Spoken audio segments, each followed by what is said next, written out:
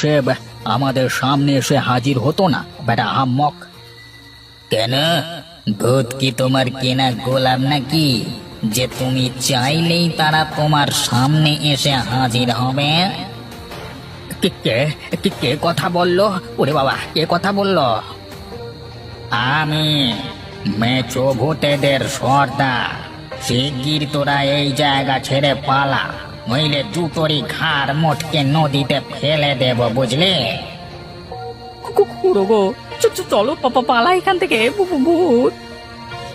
সে তুমি ভূতেদের সর্দারি হও আর যেই হও, কাল থেকে আমরা এখানে মাছের হাট বসাচ্ছি। যদি কোনো গোলমাল পাকাও তো কেষ্ট গুনিনকে ডেকে এনে তোমাদের সব কটাকে এখান থেকে ঝেঁটিয়ে বিদে করব, মনে রেখো। হ্যাঁ, কি বললি? মাছের হাট বসাবি? বাবা বাবা, এটা তো ভালো কথা রে।